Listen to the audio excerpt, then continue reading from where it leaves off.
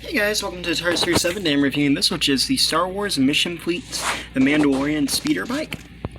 So this is pretty cool, really blessed me on this day. I got this for about $12.98 at Walmart, and I'm not gonna lie, I think it's pretty cool. You're getting a lot going on here, and I've kind of been looking at it off and on. I'm not really too into Star Wars, but the Mission Fleet line to me looks really interesting, but I decided to pick it up today, and I gotta say, I love the artwork here. You got the Mandalorian and the child there on the speeder bike.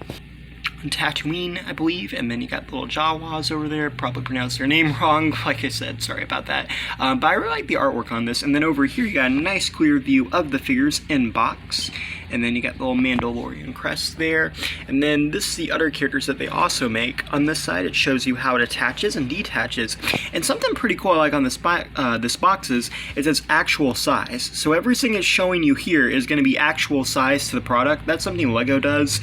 To be honest, it always kind of weirds me out, but I think it's kind of cool that they're doing this with literally every single thing. I mean, Lego usually just shows you like the actual size of the minifigure, but like this is apparently everything to actual size, and like it gives you the dimensions too for how tall the Mandalorian is, and that's pretty cool, and how long his bike is. I don't think I've ever seen a toy line really show you the dimensions on that, so that's cool.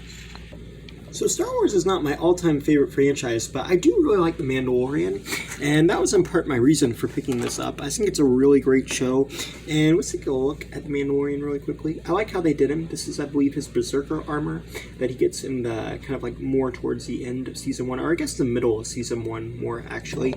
But it's got the nice silver on the helmet and the black. It looks so cool, and then he's also got that little indent on his chest there, and I like how they did the little bandana. And you can also see the pants in brown there, which is nice, and he has the little grenades. They're not painted, but they're on his boot there, or I'm assuming they're grenades, probably not. You do have the arms, which are pretty cool, and they have that little yellow triangle, and then on this side, it's really hard to see, but they did actually sculpt his flamethrower on his wrist, and I think that's cool.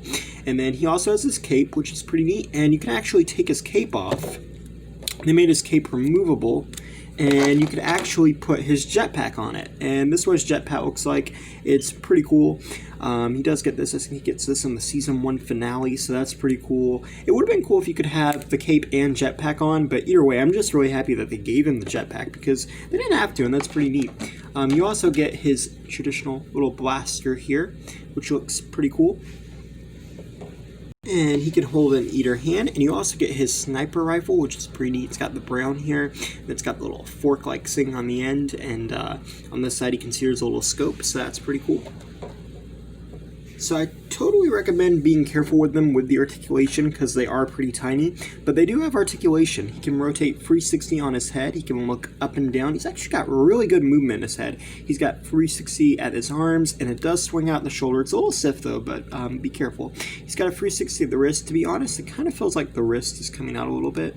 I think they used like one of those pegs. Yeah, they used a peg on the wrist, so that's why the wrists feel like they're coming out, because they're pegged in. But just be careful, because the pegs can snap over time, and the legs do kick forwards and a little bit. Oh, they kick all the way back. Okay, that's cool.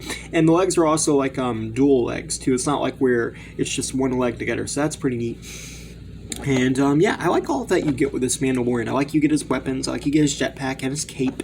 And then let's look at Baby Yoda.